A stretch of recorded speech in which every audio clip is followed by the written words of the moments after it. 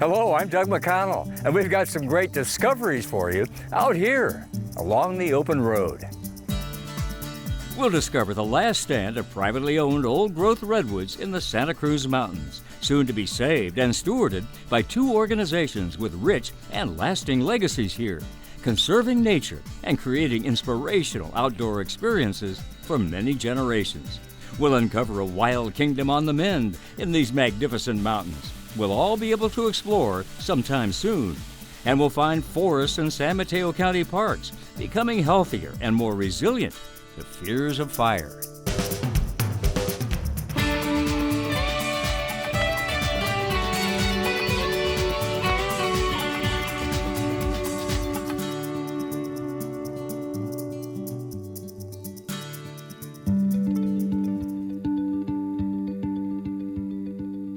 In the rugged ravines of the Santa Cruz Mountains, a grove of old-growth redwoods survived the logging era and has lived on to inspire generations of kids and families. There's more to life and more to the world than just your daily routine. That there is a huge opportunity out there to think and live and breathe, and nature brings that to you and brings that out. A new partnership has been forged between legacy organizations to protect the grove in perpetuity and give an historic camp a new lease on life. So we have an opportunity to not only help kind of restore resiliency and balance in the natural environment, but to promote environmental education to young people across the Bay Area. Not far from the mountain town of La Honda in San Mateo County sit ecologically significant forests that recall ancient eras.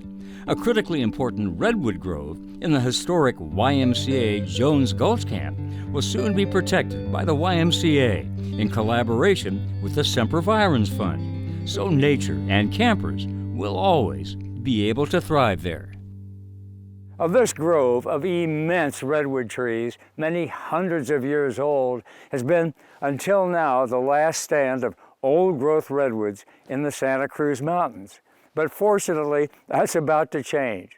Permanent protection is on its way, and so is inspiration and joy for generations of people who will come to this very spot far into the future.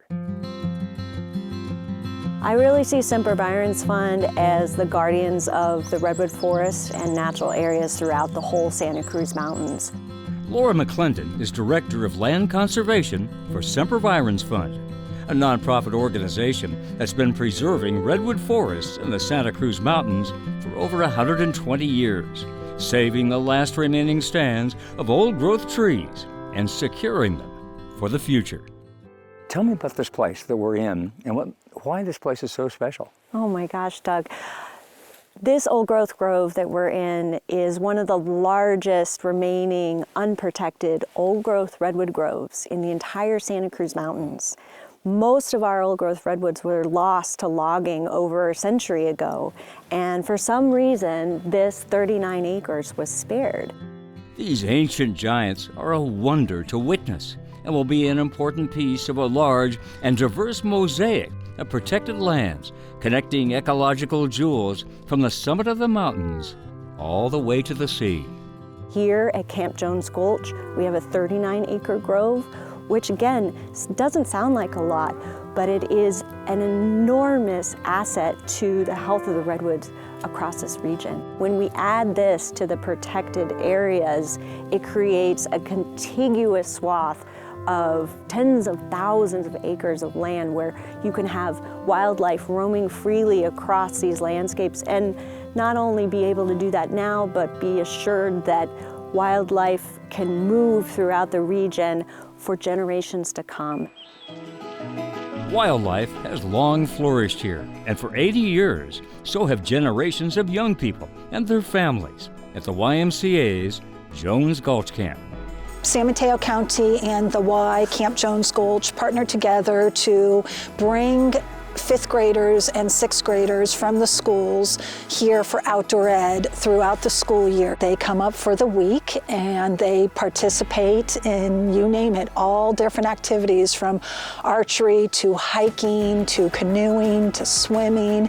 And in that, they become independent and they're able to be by themselves and think and get away from the daily grind. And the community that develops and is created is just magical at a summer camp. Carrie Herrera is the camp's executive director.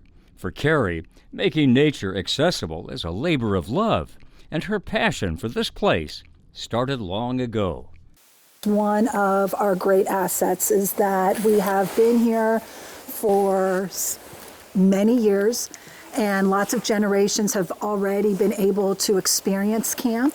So, for instance, I was able to come as a child. Now my children are coming as a child for our San Mateo County's outdoor education program. We have been since the 1800s in parks. So it is a fundamental belief by the Y that children have the right to access nature. And we know that right's in question every single day through climate change. Every road we lay, every brick we lay down takes that right away from those who need it the most. Jamie Bruning-Miles is the San Francisco YMCA's president and chief executive officer. He knows well the powerful and healing effects of nature. What do you see them experiencing? What are they feeling? What's going on in these redwoods? I would think compassion. We have removed that away from our cities, the ability to connect the living, breathing things, trees, plants, animals, allows compassion to come back. And I think that's what I hope when they come out here is they actually get to connect to nature, connect to each other, and bring that compassion back that may be disconnected from the cities or where they live. That's what I hope they get away from it. Sempervirens Fund, with philanthropic support from the public, will purchase from the YMCA what's called a conservation easement, permanently preserving these ancient trees and providing the Y with the financial resources necessary to give generations of campers to come access to the many lessons of care and compassion redwood forests have to offer. Sempervirens and the YMCA of San Francisco have forged a very unique partnership and a very advantageous one that complements our missions very much. On the one hand, you have the YMCA, who's incredible at youth education and outreach, and then on the other hand, you have Sempervirens Fund, who we partner with other natural resource entities and can bring that expertise of resource protection, redwood protection across this whole property. So it's kind of this marriage of education and environmental protection that will be here for generations to come. It's not just an easement, it's the relationship long-term we're creating between two organizations that care about the same thing, youth access to nature. When we come back, see a wild kingdom on the mend, getting ready for us to visit. OpenRoad is made possible by the generous support of our underwriters, dedicated to protecting our natural and historical treasures in the Bay Area and beyond.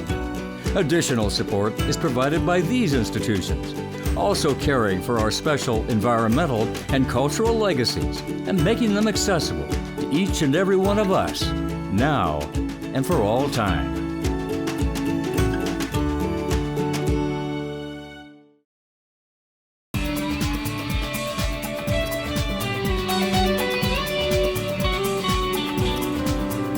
One of the most beautiful, ecologically rich, and diverse properties in all of the Santa Cruz Mountains is the nearly 9,000-acre San Vicente Redwoods near the coast above the community of Davenport.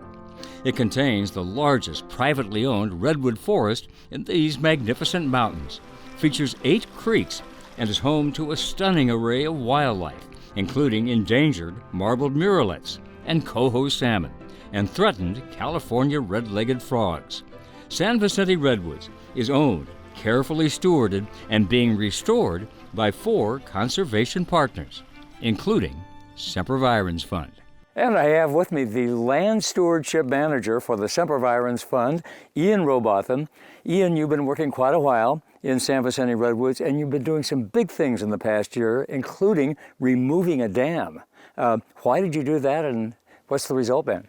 So there was a dam on Lower Mill Creek, which is part of the San Vicente Creek watershed. The dam was about 120 or so years old and was obsolete and blocking fish passage for both steelhead and endangered coho salmon to be able to move upstream. So the goal of the project was to remove the dam to be able to open access and help provide better spawning habitat. And so far you're beginning to see at least some positive, hopeful signs, huh? Yeah, definitely. So with some of these early storms, we've seen both fish passage opening up. We've actually spotted some fish above the dam, which would be the first migration up there in over a century, as well as a lot of the sediment trap behind the dam starting to move downstream. And even in just these first 2 months, we've seen changes and benefits that we really expected over 3 to 5 or more years. And hopefully we'll see coho coming back year after year after year in the years ahead. Mm-hmm. Now in 2020, big fires, of course, swept the Santa Cruz Mountains, including San Vicente Redwoods, but you're in the process of forest restoration. What are you up to? So one of the big projects we've done post-fire is we recently planted roughly 20,000 trees, primarily redwood, with some Douglas fir seedlings mixed in. And the goal of that was not only to reinvigorate areas post-fire, but also to sort of shift the trajectory of some of these areas, and that they'd been heavily impacted by past clear cutting, as well as the recent fires. So it's a way to kind of re-envision and shift things moving forward. And to try to have a resilient forest for the future. And in all of this work, the Amamutsan people, this is their historic traditional land. They are working with you. And what are they doing exactly, and how are you benefiting? We've been able to partner with the Amamutsan Tribal Band and the Amamutsan Land Trust across a huge suite of projects at the property, from the dam removal on up to some of the cultural resource surveys that were part of the tree plantings. It's been an opportunity for them to be able to reconnect and steward these lands, and also an opportunity for us to be able to learn from them in the work that we do. And it's a very positive partnership.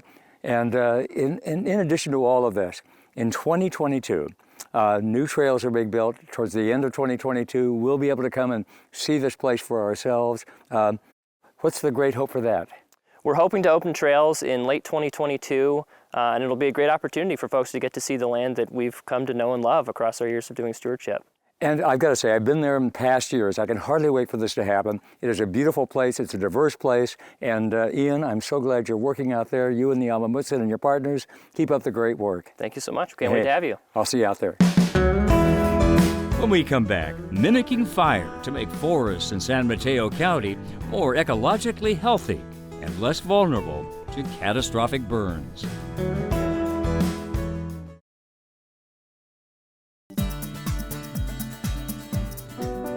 Fire has always been part of California's landscape, but climate change and more than a century of suppressing all wildland fires immediately and unnaturally has made threats of catastrophic wildfires today greater than ever before, and the work of public land managers to make their forests ecologically healthier and more resilient to fire ever more urgent. Active management, active stewardship is going to have to be an ongoing thing as long as we're managing wild systems. Effectively managing our cherished parks and wildland ecosystems will require long-term vision, boots on the ground, and unflagging support from all of us. Now, this lovely spot is called The Meadows in Wunderlich Park, part of the San Mateo County Park System near Woodside. And the Meadows is surrounded by a beautiful forest, but to keep this forest environmentally healthy and more resilient to fire requires a lot of effort, expertise, diligence, and determination to enhance our commitments in the years ahead as the climate changes and risks of fire grow right here in the Bay Area. Thankfully, San Mateo County Parks and its partners are rallying to meet the moment and to stay the course. Today, we'll see examples of efforts to increase fire resiliency in two San Mateo County parks near the town of Woodside, Wunderlich County Park and Huddart Park, where we'll begin our journey. Our big goal here is really to take a more active role in stewarding these parklands and these landscapes. Hannah Hormshaw is Assistant Parks Director for San Mateo County Parks and leads its fire resiliency program. The goal for this project really was to install a shaded fuel break throughout this portion of the park, with the goal of reducing understory vegetation density, removing some of the small diameter trees, and really reducing some of the dense fuel loads. Completed in 2019, the work here mimicked California's natural history when low-intensity fires burned regularly in places like this. But Huddart hadn't burned in nearly 100 years, so thickly overgrown vegetation was thinned mechanically on the forest floor, reducing risks that flames could race through, climb into canopies of surrounding trees, and swiftly spread far and fast. Now this is, 2.5, 3 years ago, and it is nice and open here at this point. And what are these plants that are popping up? Yeah, so what we can see growing back are some toyon, some manzanita. We're getting some other native forb species like houndstooth and irises growing back. Fire-adapted native vegetation is successfully taking root, much as it would had fire removed the overgrown vegetation. It's an ancient natural process that results in healthier and more resilient forest environments in California, a process we've suppressed for far too long. Everything in California has developed with disturbance, and for the last 100 years we've been largely excluding that disturbance from the system. Our job with this forest health project is to try to re-implement disturbance back into the system. David Kalman is a resource manager for the San Mateo County Resource Conservation District, an organization that connects landowners, such as San Mateo County Parks, with resources they need to improve the health of ecosystems and ensure the safety of communities nearby. So between Huddart and Wonder County Park, we're doing a 402.1 acre forest health project. We're using mechanical mastication to re-implement disturbance into this system that has been absent of disturbance for the last 100 years or so. There's not enough people in the area or land managers in the area to get the work done on the pace and scale that it needs to. So you need this sort of collaborative effort to get work done. An essential partner in this fire and forest resilience collaboration is CAL FIRE, whose crews oversee the necessary landscape disturbances. The beauty about this project is this is about as close as we could get to a fire to create disturbance without having a large catastrophic fire come out here and destroy it. Rich Sampson is a forester and division chief with CAL FIRE and has seen the effects of climate change firsthand. Climate change is here, whether you believe it or not. Different environment, the weather's changed, the fuels are drying out, we're not getting the fuel moisture, the vegetation is going to be less healthy, and less healthy vegetation burns quicker and easier. At Wonderlick County Park, we see a newly treated site, freshly cut and looking raw. So this area was treated about a week ago. We had our crews come through with a couple pieces of heavy equipment and then come through again with a chipper. This process of creating a shaded fuel break requires mechanical cutting and chipping to clear the dense understory. It can be shocking at first glance, but it's very strategic and carefully controlled. And soon this land will surge back to life, as we saw at Huddart Park. It's easy to come to a project like this and kind of envision that it's just a bunch of machines going through the forest, but there's a ton of forethought that goes into these projects. There's a ton of oversight. Botanists, foresters, other resource professionals, archaeologists. A lot of people collaborate to get a project like this done on the ground. Down the trail a little bit further, we come to a gorgeous grove of madrones, now with an open understory. So Hannah, we're still in Wonderlick Park and it's getting a little warmer here. But this is beautiful. You've done some work over here, and talk about what we're looking at. Yeah, so I think one thing that's really important to be able to see in this project is how we're intentional about what we're working on and what we're leaving in place. In areas dominated by invasive and highly flammable species like eucalyptus, more extreme clearing is done to make room for native species to reestablish themselves. This is a project where we had a grove of eucalyptus, an older grove of eucalyptus trees. A pretty good sized grove. It was about a 20-acre grove, and PG&E was doing a mitigation project for some of the work they did, and they funded a removal of 16 acres of it. Removing eucalyptus, native to Australia, greatly reduces risks of catastrophic wildfires and allows a more fire-resistant palette of plants, such as these toyon, native to California, to emerge and thrive. And so as soon as the trees were removed and the leaves stopped dropping, they came out of the dormancy that they were under, and now they've sprouted back up and they're reestablishing very healthily. We need healthy forests here and across the state, and we'll all need to support investments such as these if we're going to minimize deadly wildland fires in the future and adapt successfully to a quickly changing climate. When we return, celebrate saving and stewarding forest land in the Santa Cruz Mountains.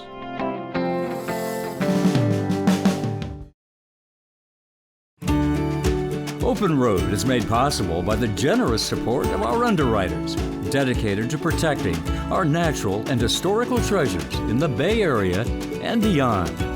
Additional support is provided by these institutions, also caring for our special environmental and cultural legacies and making them accessible to each and every one of us, now and for all time.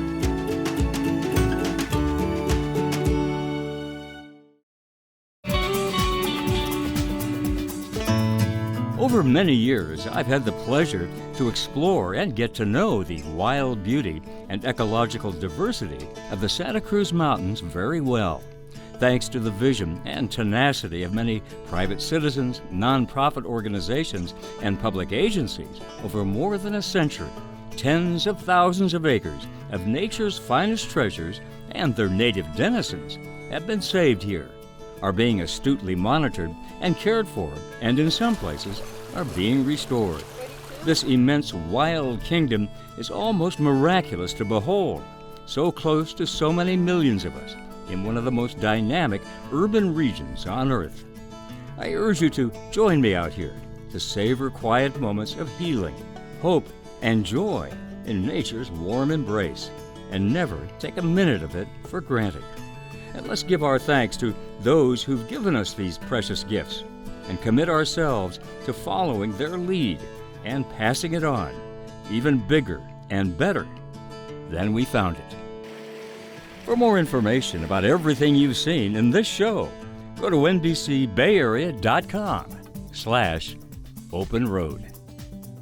Well, that's our show. Hope you enjoyed it. I'm Doug McConnell, and we'll see you next time right here with more discoveries along the open road.